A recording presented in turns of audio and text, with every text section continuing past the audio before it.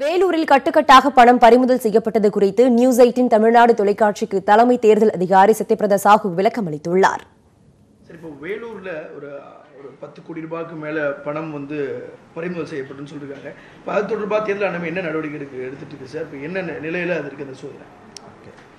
ஒரு 2 days back income tax டிபார்ட்மெண்ட்டில் வெள்ளூரில் ஒரு சில பிளேஸில் சர்ச் எல்லாம் பண்ணியிருந்தாங்க. நம்ம எஃப்எஸ்டி எஸ்எஸ்டிலேருந்து இன்ஃபர்மேஷன் அதெல்லாம் போயிட்டு அப்புறம் அதெல்லாம் பண்ணியிருக்காங்க. அதுக்கு கண்டினியூஸ்லேருந்து இது பண்ணியிருக்காங்க சொல்லி இன்றைக்கி இன்கம் டேக்ஸ் டிபார்ட்மெண்ட்டில் நம்மக்கிட்ட ஒவ்வொரு ஃபோன் இன்ஃபார்ம் பண்ணியிருக்காங்க. டீட்டெயில் ரிப்போர்ட் வந்த உடனே நான் அடுத்த சொல்ல முடியும்.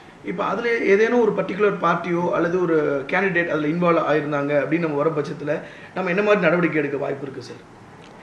அது ஏதோ ஒரு பார்ட்டி கேண்டிடேட் அந்த மாதிரி இன்வால்வ் இருந்தால் அண்ட் லார்ஜ் சம் இன்வால்வ் இருந்தால் கண்டிப்பாக நம்ம சட்டப்படி அது எஃப்ஐஆர் அதெல்லாம் நம்ம என்ன பண்ணோம் அந்த மாதிரி ஒரு ஆங்கிள் போலீஸ் ஆங்கிள் இருந்தால் இன்கம் டேக்ஸ் ஆங்கிள் இருந்தால் இன்கம் டேக்ஸ் டிபார்ட்மெண்ட் அதுக்கு நடவடிக்கை எடுப்பாங்க.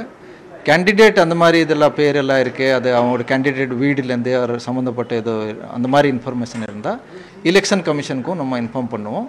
எலெக்ஷன் கமிஷன் ஓவரால் நம்மக்கிட்ட எல்லாம் கன்சல்ட் பண்ணிவிட்டு நடவடிக்கை எடுப்பாங்க. இப்போ எலெக்ஷன் கமிஷன் அதிகபட்சமாக என்ன மாதிரியான ஒரு முடிவெடுக்க வாய்ப்பு இருக்குது சார்?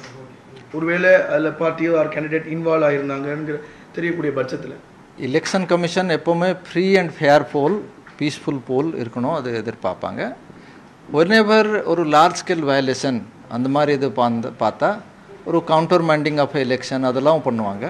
பட் அது கேஸ் டு கேஸ் பேசிஸில் அவங்க எப்படி வருதோ அந்த கேஸில் என்ன எவிடன்ஸ் எல்லாம் இருக்கிறது என்ன டீட்டெயில்ஸ் எல்லாம் இருக்கிறத பார்த்துட்டு நடவடிக்கை எடுப்பாங்க.